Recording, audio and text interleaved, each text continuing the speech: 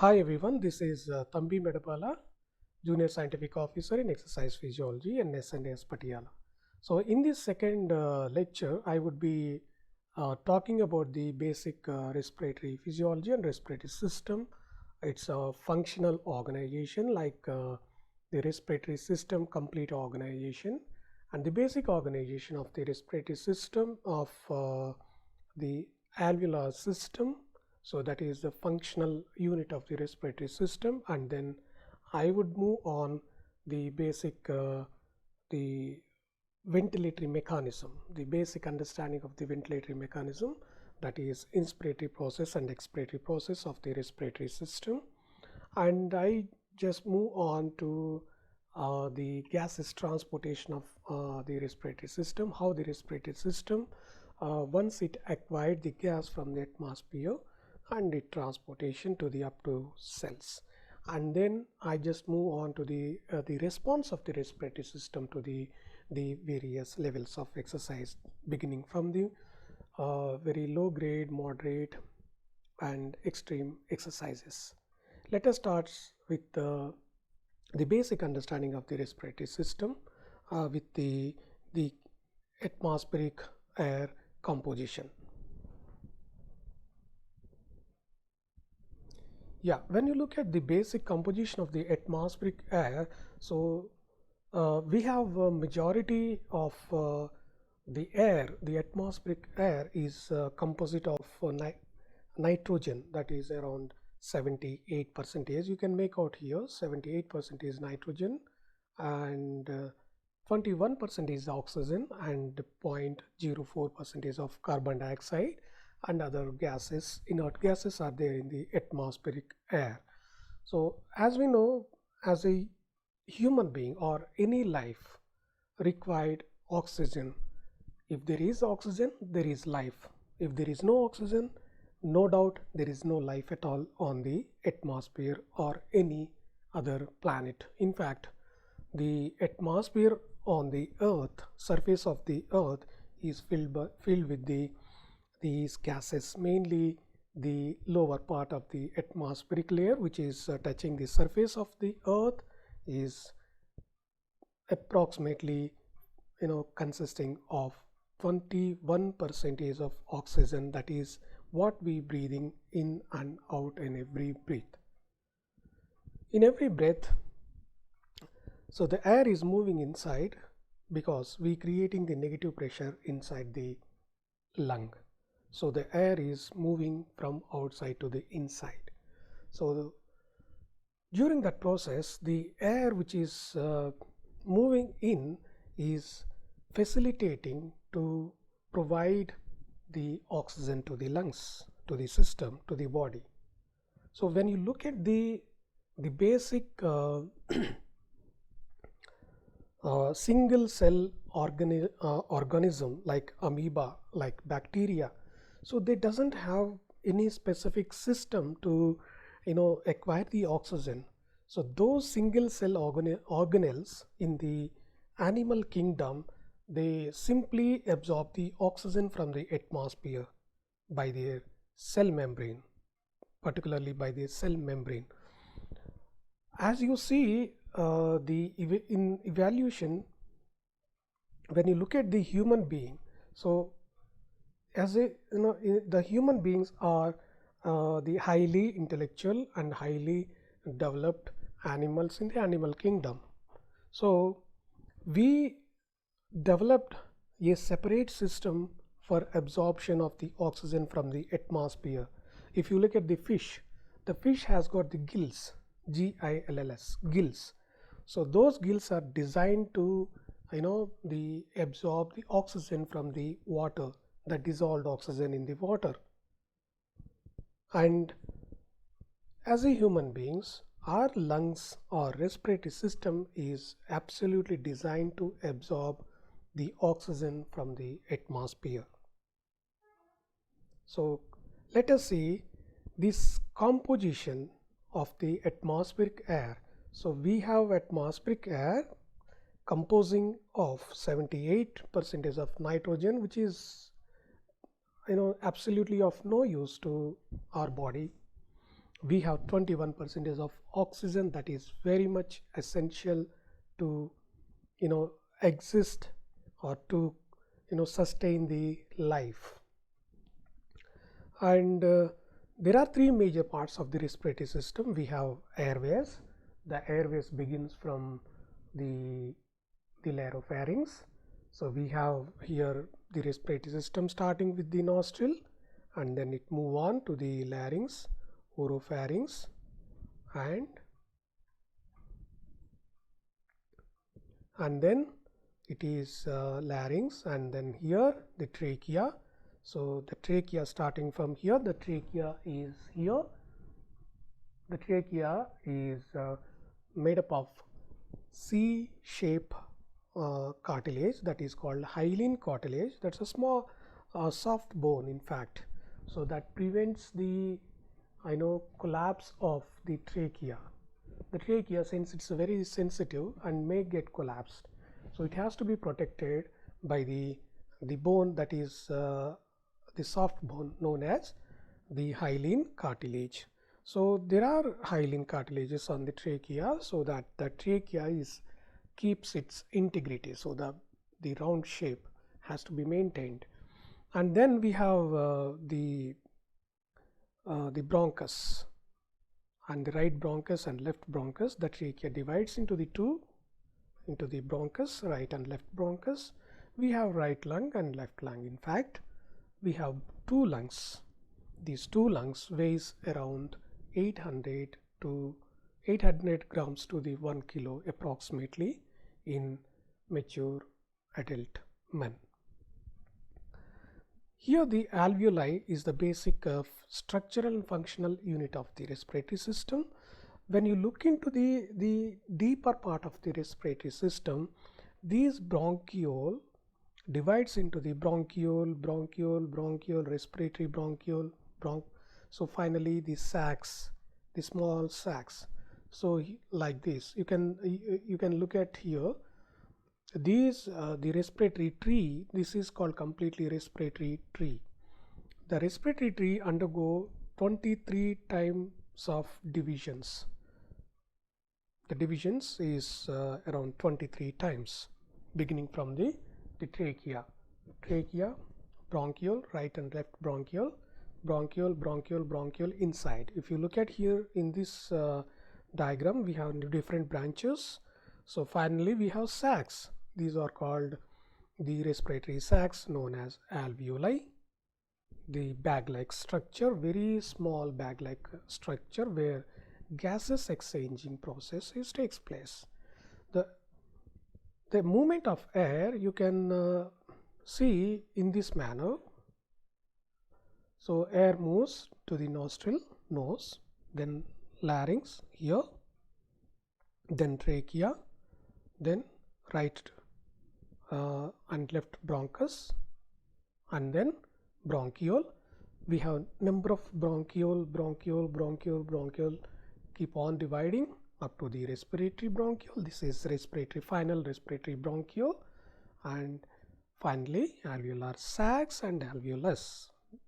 The alveolus, where the gas exchanging process takes place. And if you look at this part in the lung, this is very microscopic part, very small part. You cannot just make out by the naked eye. You have to see these sacs through the microscope. Under microscope, these sacs looks like this. So we have different sacs, alveolar sacs here, the different sacs here, like a bunch of grapes, If you see the grape, the bunch of grapes actually hangs around and tightly arranges in the one stalk. So the structure of the alveolar sacs in the lungs also resembles like a bunch of grapes. So we have two blood vessels running here. One is incoming blood vessel, and the second one is outgoing blood vessel. So we have incoming blood vessels to the alveolar sacs and outgoing blood vessel to the alveolar sacs. Here the incoming blood vessel is marked as the blue color that is pulmonary artery, which is coming from the right ventricle. So the right ventricle function is to pump the blood into the pulmonary circulation.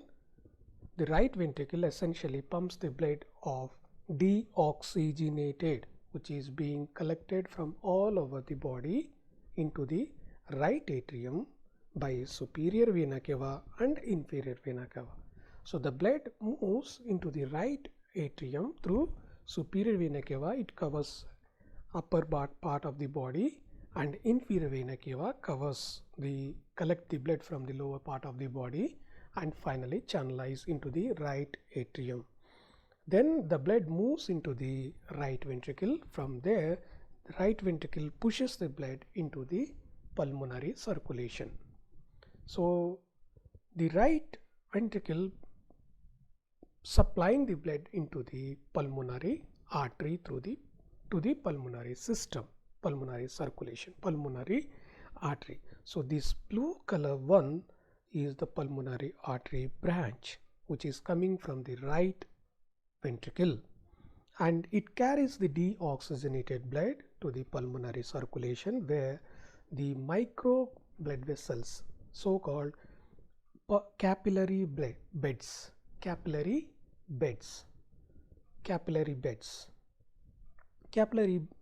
micro blood vessels. These are very minute blood vessels wrapped underneath of the alveoli. Every alveoli is arranges like a pouch. So just below the pouch we have all the blood vessel network just sticking to these cells. In fact, these alveoli pouches are made up of type 1 and type 2 pneumocytes. Type 1 and type 2 pneumocytes. These are pneumocytes.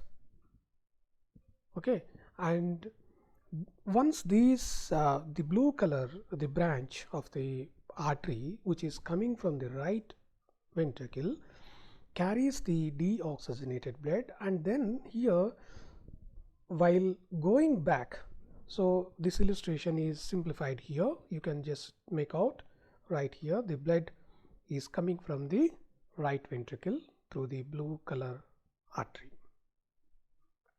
From here what happens, we taking the air in and releasing air out. So while that process, whatever the air is taking in is reaching to the alveoli up to this sac. So this is the alveolar sacs. We have alveoli, number of alveoli sac, and we have one alveoli, and this alveoli is now having the atmospheric air, the air which is gone inside the alveoli, inside the lung. Now the air is there inside. So in this situation, the blood also continuously move from right ventricle, coming from the right ventricle, which is deoxygenated blood, which is carrying the very minimal amount of oxygen and majority of carbon dioxide. And then during this process, as the blood moves from one part to the other end, from one end to the another end of the alveoli just below, which is very closely attached, so the carbon dioxide, which is very high in this the pulmonary artery, is releasing into the alveolar sac. And similarly, the oxygen, which is very rich in the inspired air, now I inspired the air. Now this air has got very much amount of the oxygen that is gradually sucking by our blood. So the blood doing the two functions. One is the releasing the oxygen, the releasing the carbon dioxide into the alveoli, and taking off oxygen, take up of the oxygen from the alveoli. So this is called the gases exchanging process. The carbon dioxide go out and oxygen come into the system through the pulmonary capillary bed. This entire process is called gases exchange. Gases exchange. Then once the blood filled with the oxygen or accumulated with the oxygen, then it moves to the left atrium or left auricle. So left auricle or left atrium. So you can imagine the main function of the right ventricle is supply to the deoxygenated blood to the pulmonary circulation, and main function of the left ventricle supply the oxygenated blood to the system, complete body. So this blood is moving to the left atrium, then moves down to the left ventricle and arch of aorta, system completely supplies to the system. So this is how the gases exchanging process usually takes place in the pulmonary circulation. This is called pulmonary circulation. And then we move on to the next slide.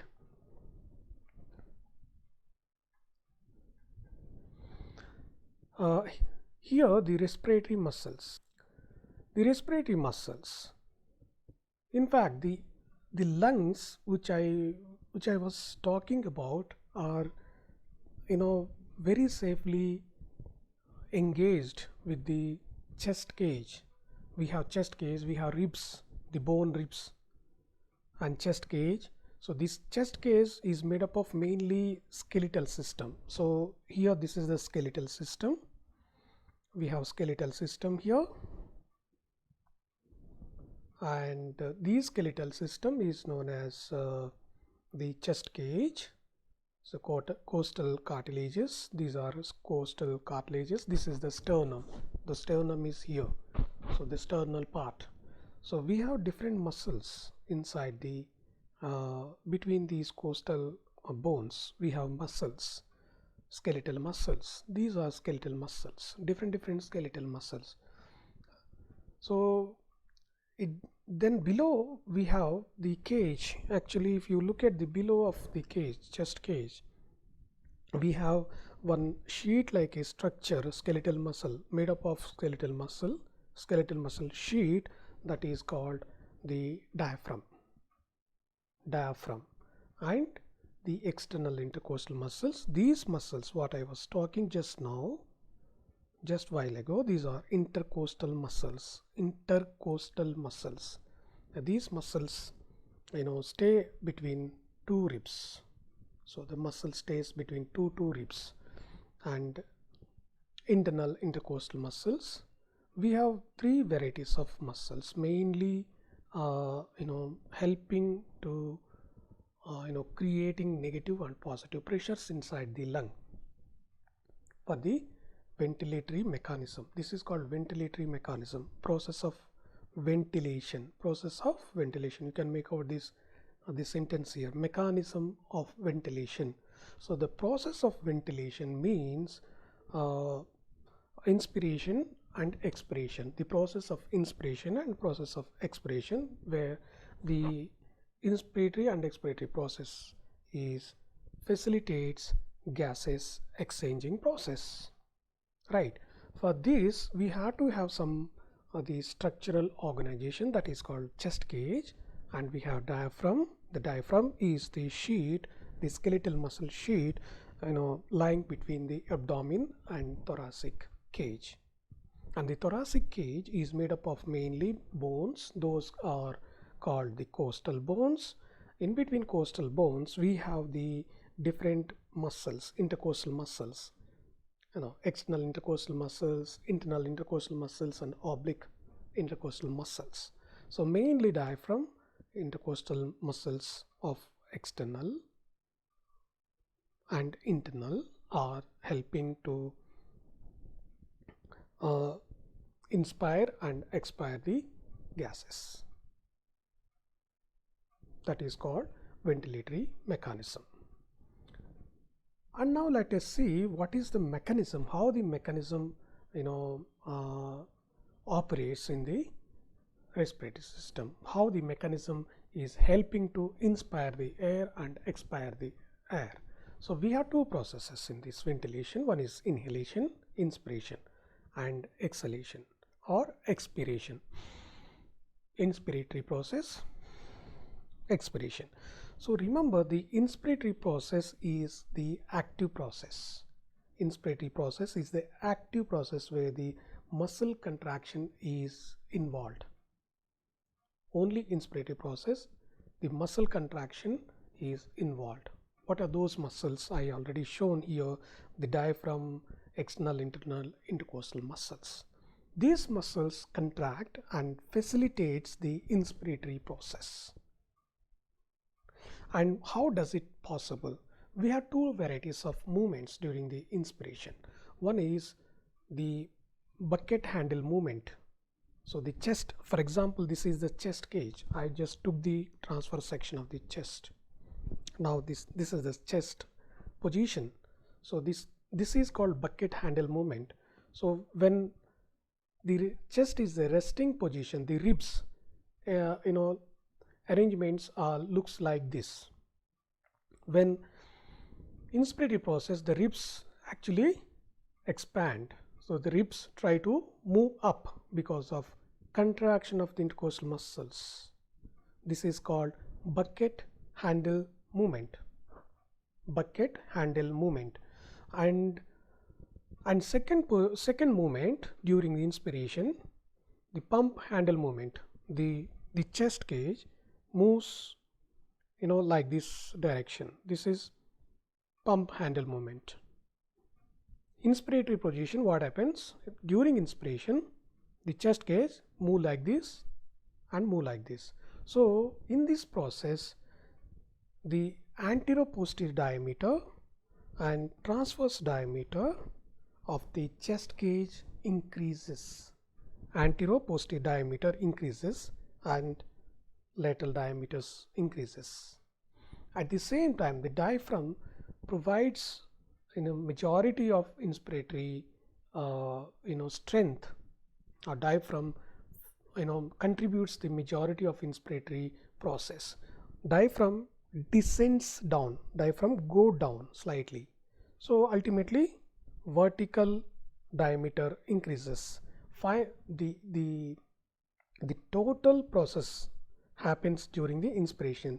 The inspiratory process during under ventilation. So under ventilation we have inspiration and expiration. So during inspiration, what we do, we taking the air inside. During that process, we have three varieties of the processes. One is increasing the lateral diameter of the chest cage. So that is happens through the bucket handle movement, and increases anteroposterior diameter of the chest cage. So that is happens through the pump handle movement, PUMP, pump handle movement. And lastly, the contraction of the diaphragm. Bucket handle movement, pump handle movement, contraction of the diaphragm. So increases anteroposterior diameter of the chest cage, lateral diameter of the chest cage, and vertical diameter of the chest cage. So ultimately we try to increase the volume of chest cage. Volume of chest cage. So as we try to inhale the chest, actually expand the chest, we have structures called lungs inside. They also try to expand. I'm trying to expand my lung by expanding the chest cage by inspiratory process. That process is called inspiration.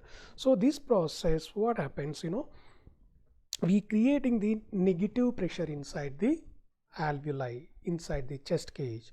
So I'm expanding my chest cage, I'm expanding my lungs so that the volume increases. That means the pressure which is there inside the lung becomes very negative.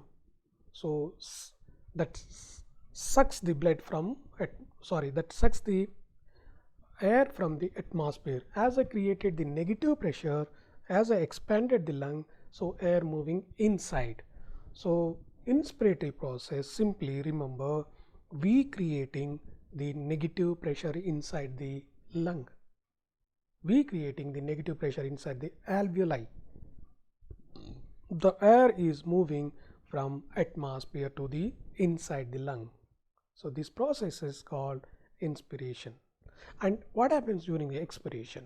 So the lung and chest case and everything is very elastic in nature. So I just stretch one rubber and released. What happens? The rubber goes back to the normal position. The same case applicable in the case of chest cage. So we stretched or we increased the volume during the expiration, just we released. We are not contracting any muscle during the expiratory process. Hence, the expiratory process is passive process. That means there is no involvement of the muscles unless we performing the extreme exercise.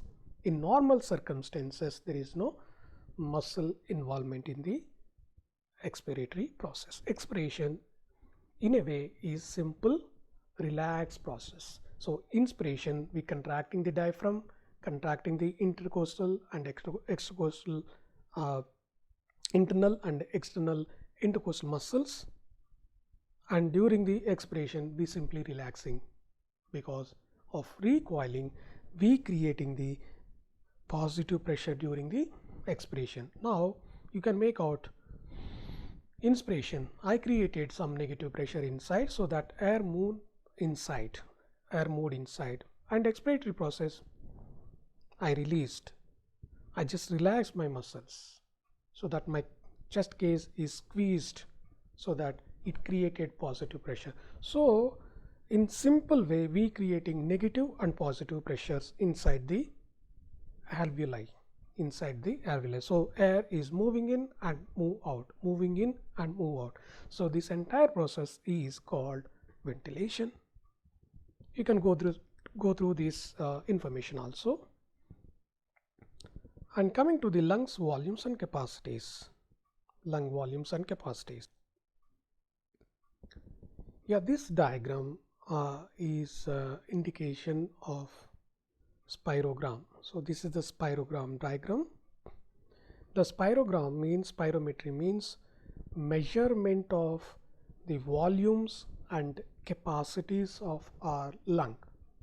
So what is my lung capacity can be measured through the spirometry process.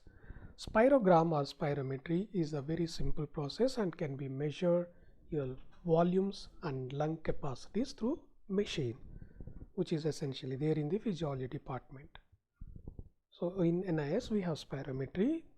We can measure all the volumes and capacities of the lung, what I am going to say right now. So the volumes and capacities, capacities means simply the tidal volume. Coming to the tidal volume. So the tidal volume is a normal volume of air is moving inside and outside of the lung during every normal breathing, quiet breathing. So I'm normally quietly breathing. So my tidal volume is approximately half liter, 500 ml. I'm taking 500 ml and releasing the same amount of 500 ml. That is called the tidal volume. So the normal inspiratory process, inspiration, expiration, inspiration and expiration, inspiration and expiration. So here in this illustration you can make out the tidal volume. This is the inspiratory phase and expiratory phase, inspiratory phase and expiratory phase. So during inspiration the graph actually moves upwards because the volume of air which is moving in is being recorded, how much volume is being moved inside. So that is plotted on the spirogram. The simple the graphical events of the inspiratory process and expiratory process. The upward stroke is inspiration, downward is expiration. While expiring, your graph actually goes down, expiratory process. So this is normal breathing. This is called tidal volume. The amount of volume normally takes in and out of the lung is known as tidal volume. So this is approximately half liter. And what I want to, what if I want to take maximum amount of the air? Instead of normal air, I took the maximum amount of the air. My lung now is filled with the maximum amount of the air that I can hold. This is called the inspiratory reserve volume. So there is a reserve. That means instead of normal inspiration 500 ml of the intake is normal inspiration, again I can take additional amount of the air further. So this is called inspiratory reserve volume, the maximum amount of the air that I can take in instead of normal amount of the 500 ml, that is called inspiratory reserve volume. So the graph is actually shown here, very peak here. So this is called inspiratory volume, inspiratory reserve volume, because my lung has got some reserve for deep inspiration. This is called inspiratory reserve volume.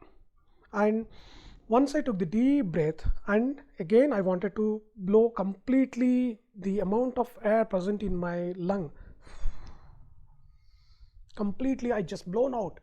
So that is called the expiratory reserve volume. So instead of the tidal inspiration, inspiratory reserve volume, and additional amount of air is being blown off from my lung. So this is called expiratory reserve volume. That means I have two reserves in my lung, which is inspiratory reserve volume and expiratory reserve volume.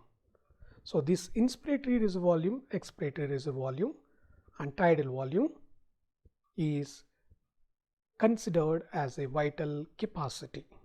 The maximum volume that I can hold through my the respiratory system with the deepest inspiration. This is my vital capacity. How do I measure my vital capacity? By blowing the complete air into the machine, that is called spirometry. Spirometry, essentially we measure in the players in order to see how the lung being adapted with the regular training. So by looking at their vital capacity, we say yes, his lung is being adapted. We compare with the other players or international players after recording the spirometry. So this is how we can record the vital capacity. The vital capacity means the maximum deepest breath one can take. So that is usually measured through spirometry process. And we move on to the next slide.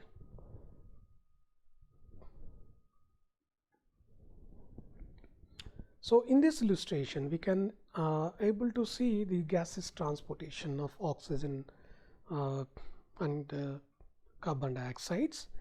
So oxygen and carbon dioxides are usually transports from the lung to the tissue, tissue to the lung.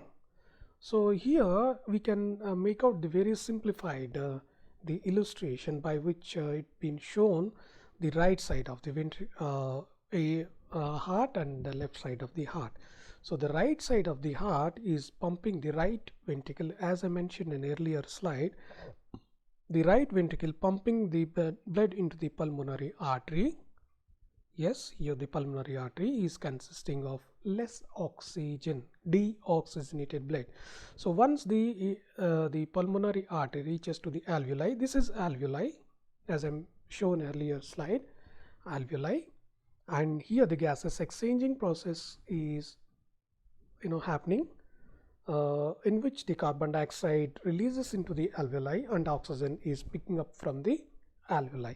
So once it saturated with the oxygen, once the blood is saturated with the oxygen, now the illustration showing the red color. In fact, in real situation, complete blood shows only red color. But for the sake of understanding, the illustration shown here, the right side ventricle is a pale color. This is indicating the deoxygenated blood, and the dark red color in the left side heart indicating the oxygenated blood. So once it been saturated with the oxygen, the blood once saturated with the oxygen, essentially one hemoglobin molecule is binds with the 4 oxygen molecules. So this is the very simple physics. The blood oxygen or blood carbon dioxide essentially carried by hemoglobin and blood plasma. Then so one hemoglobin molecule, the hemoglobin is the the protein which is present in the RBCs, red blood cells. The red blood cells are carrying now oxygen from the lungs to the tissue and tissue to the lungs, oxygen and carbon dioxides. And plasma, certain amount of the gas is also carried through the blood plasma. We have plasma and blood cells in the blood. So once the oxygen binds with the hemoglobin, usually the 4 molecules of oxygen binding with the hemoglobin, and then hemoglobin from lungs goes to the cells. Cells means any cell. It can be neuronal cells, or it can be the muscles, or it can be any cells, peripheral cells. And these cells are taking up the oxygen here and releasing the carbon dioxide. The carbon dioxide is coming from every biological cells because carbon dioxide is waste product, right? So this is how the oxygen and carbon dioxide are carried by the hemoglobin which is present in the RBCs and certain amount of the plasma. So you can go through further the information given here. It's a simple process. This entire process is called oxygen and carbon dioxide transportation, gases transportation, simply gases transportation.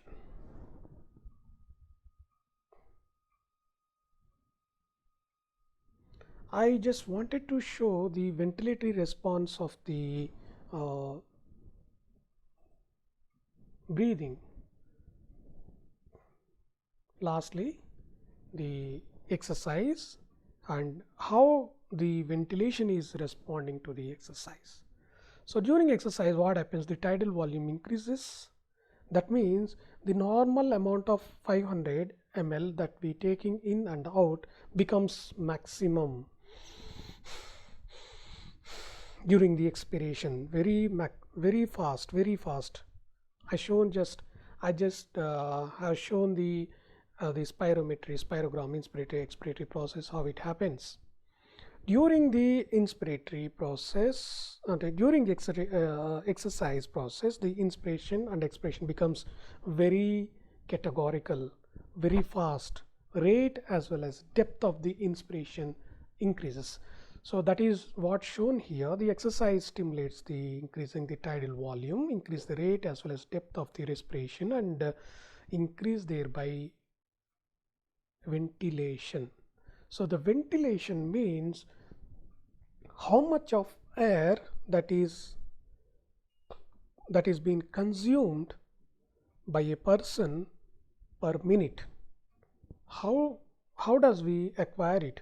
So we have to see how much of air is taking in per every breath during the tidal volume, how much tidal volume into how many times that we breathing.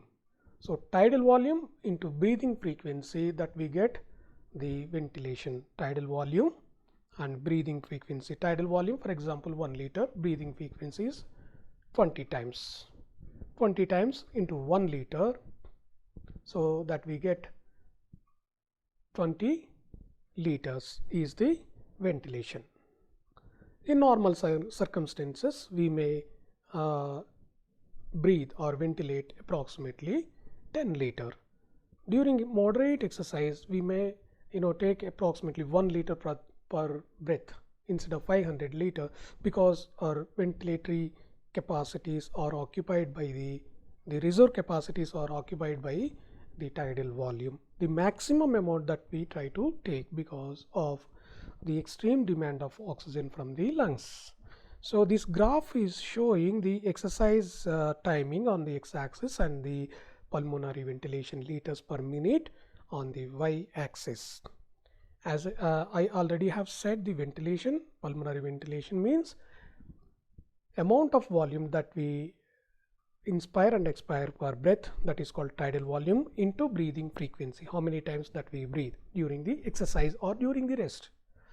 So ultimately increase the ventilation in order to meet the oxygen demand. So moderate light exercise, our ventilation increases, the Here it's shown 40 liters, moderate exercise 80 liters, and heavy exercise 120 liters. This is, you know, heavy trained athlete. In elite athletes, even our Indian athletes that we recorded, the pulmonary ventilation is around 120 liters. So this is what happens during the high intensity exercise. Increases the ventilation in order to increases the oxygen carrying capacity to the exercising muscles. And now we can see what are the changes that we see essentially during the exercise in the trained athlete.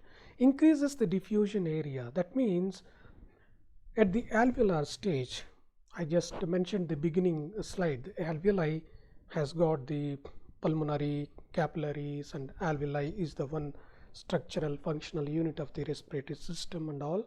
So the area of the pulmonary circulation or respiratory exchanging process increases in order to absorb the maximum amount of the oxygen from the atmosphere.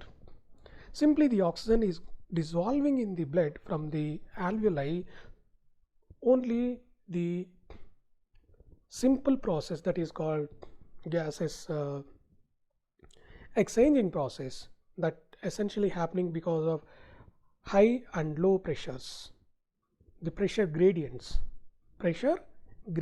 always, as you know, the fluids moves from high pressure to the low pressure. Once we taking the air into the alveoli, we have high concentration of the oxygen when compared to the blood concentration, blood oxygen concentration, which is coming to the right ventricle.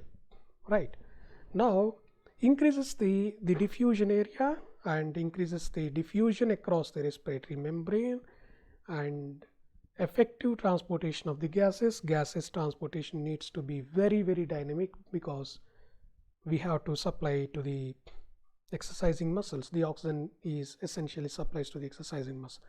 Increases the ventilatory demand by the oxygen demand at the exercising muscles. Mainly exercising muscle demands maximum oxygen. That's why your ventilation increases, the oxygen transportation increases, and carbon dioxide transportation also increases. The ventilatory capacity increases, mechanical adaptation of the lung. So if I performing exercise, I may increases my maximum ventilation up to the 80 liters. If it is athlete, it can up to the 120 liters. That is what the sentence mean. Ventilatory capacity increases. So these are all changes of ventilatory system, adaptation of the ventilatory system to the regular training. So in this lecture, in summary, in conclusion of my today's talk, so we saw the basic structure and functional organization of the respiratory system, and we saw how the lungs are exchanging the gases through the pulmonary circulation, and respiratory membrane and structure of alveoli and their functions. And then we move on to the respiratory muscles and ventilation, the inspiratory and expiratory process of the ventilation, the various kinds of movements of the chest cage, and during the ventilatory process we creating the negative pressure inside the alveolar sacs. Those are called alveoli, alveolar sacs. So air is moving inside, and we relaxing. While relaxing the chest cage, we releasing the air, we squeezing of the air. That is called ventilatory process. And we also saw the gases transportation process from the lung to the tissue and tissue to the lung. So the gases usually transports or the passes across the cell membrane mainly through according to the concentration gradients. According to simple physics principle, the fluid moving from high pressure to the low pressure. The oxygen, because of high pressure in the lung alveoli, it move into the blood. The same oxygen, because of low pressure at the tissue, the blood oxygen simply move into the tissue. Simply carbon dioxide also happens, and then we saw the ventilatory process. What is ventilation? Ventilation is the product of tidal volume and breathing frequency. The normal ventilatory capacity of a highly trained athlete is touches 120 liters per minute. That is the maximum amount of air that can breathe and in and out. Out of that, we try to extract the maximum oxygen. And the long-term changes of the respiratory